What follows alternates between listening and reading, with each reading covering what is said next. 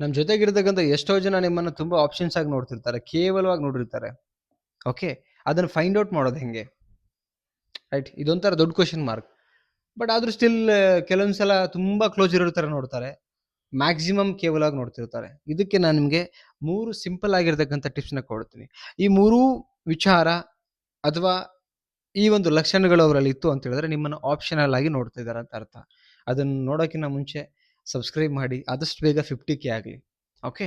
And counselling ಬೇಕಾ screen ಮೇಲೆ number ಹಾಕಿರ್ತೀನಿ, ಕಾಂಟ್ಯಾಕ್ಟ್ ಮಾಡಿ. ಬಟ್ ಫೀಸ್ ಇರುತ್ತೆ ಕೌನ್ಸಿಲಿಂಗ್ ಅಂತ ಹೇಳ್ತಾ ಫಸ್ಟ್ ಪಾಯಿಂಟ್ ನಾನು ಶೇರ್ ಮಾಡ್ತೀನಿ ಅಂದ್ರೆ ಟೈಮ್ ಇದ್ದಾಗ ಮಾತ್ರ ಮಾತಾಡ್ತೀನಿ ಅಂತ ಹೇಳುವಂಥ ವ್ಯಕ್ತಿ. ಆಲ್ಮೋಸ್ಟ್ ಟೈಮೂ ಇರುತ್ತೆ.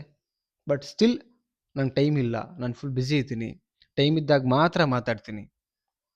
ಏನಕ್ಕೆ ಅಂದರೆ ಇವರು ನೌಟಂಕಿ ಆಡುವಂಥ ವ್ಯಕ್ತಿಗಳು.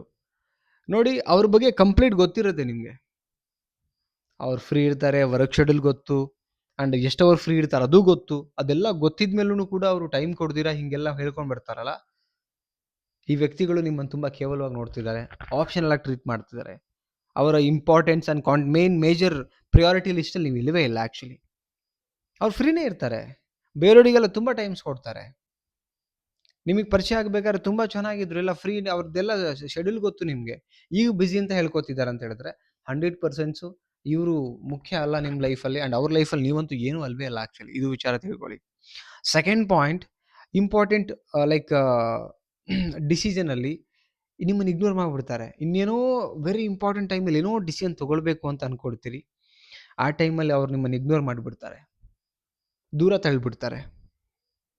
ಇದು ಎಲ್ಲರ ಲೈಫಲ್ಲಿ ಕಾಮನ್ ಆಗಿ ನಡೆದಿರತ್ತೆ. ಕೆಲವು ವ್ಯಕ್ತಿಗಳಲ್ಲಿ ಮಾತ್ರ, ಎಲ್ಲರೂ ಹಂಗಿರಲ್ಲ ಆ್ಯಕ್ಚುಲಿ.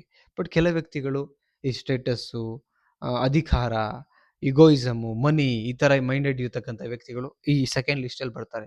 ಇಂಪಾರ್ಟೆಂಟ್ ಮ್ಯಾಟ್ರ್ ಇದ್ದಾಗಲೇ ಇಗ್ನೋರ್ ಮಾಡಿ ಬಿಸಾಕ್ಬಿಟ್ಟು ಸೈಡಿಗೆ ಹೋಗ್ಬಿಡ್ತಾರೆ. ಇಂಥ ಸಹವಾಸ ಆ್ಯಕ್ಚುಲಿ ನೀವು ಮಾಡಬೇಡಿ, ನಾನು ಹೇಳೋದು. ಸಿಂಗಲ್ ಆಗಿದ್ರೂ ಪರವಾಗಿಲ್ಲ, ಏನಕ್ಕೆ ಬೇಕಿಂತ ಸಹವಾಸ? It's A danger, always it's A danger ನಾನು ಹೇಳೋದು. ಓಕೆ, ಇದು ಈ ಲಕ್ಷಣ. ಸೊ ನೆಕ್ಸ್ಟ್ ಬಂದು ನಿಮ್ಮ ಫೀಲಿಂಗ್ಸ್ನ ಇಗ್ನೋರ್ ಮಾಡ್ತಾರೆ. ಕಣ್ಣೀರು ಹಾಕ್ತಿರ್ತೀರಿ, ನೋಡ್ಬಿಟ್ಟು ಸುಮ್ಮನೆ ಹೋಗ್ತಾರೆ, ಕೇಳ್ಬಿಟ್ಟು ಸುಮ್ಮನೆ ಇರ್ತಾರೆ, ಒಂದು ಮಾತಾಡಲ್ಲ ಆ್ಯಕ್ಚುಲಿ.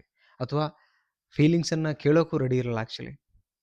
ಕೇಳೋ ಥರ ಆ್ಯಕ್ಟ್ ಮಾಡ್ತಾರೆ, ಎಲ್ಲ ಗೊತ್ತಿರತ್ತೆ, ಸ್ಟಿಲ್ ಅವ್ರ ಪಾಡಿಗೆ ಅವ್ರು ಇರ್ತಾರೆ, ಅವ್ರ ಖುಷಿನ ಅವ್ರು ನೋಡ್ಕೊಂಡಿರ್ತಾರೆ, ಅವ್ರ ಖುಷಿನೇ ಮುಖ್ಯ ಅಂತ ಬದುಕ್ತಾರೆ. ನೀವು ಅನ್ಕೋತೀರಿ ಎಸ್ ಇವರು ತುಂಬ ಮುಖ್ಯ ನನಗೆ ಅಂತ ಅನ್ಕೊಳ್ತೀರಿ.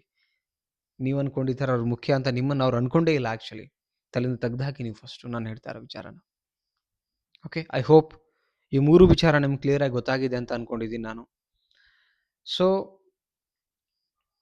ಕೆಲವು ವ್ಯಕ್ತಿಗಳು ನಿಮಗೆ ತುಂಬ ಮುಖ್ಯ, ತುಂಬ ಇಂಪಾರ್ಟೆಂಟ್ ಅಂತ ನೀವು ಅನ್ಕೋತೀರಿ. ಬಟ್ ಅವರ ಒಂದು ಸಿಂಪ್ಟಮ್ಸ್ ಈ ಥರದಿತ್ತು ಅಂತ ಹೇಳಿದ್ರೆ ಆ ವ್ಯಕ್ತಿಯಿಂದ ನೀವೇ ಆಚೆ ಬಂದುಬಿಡಿ.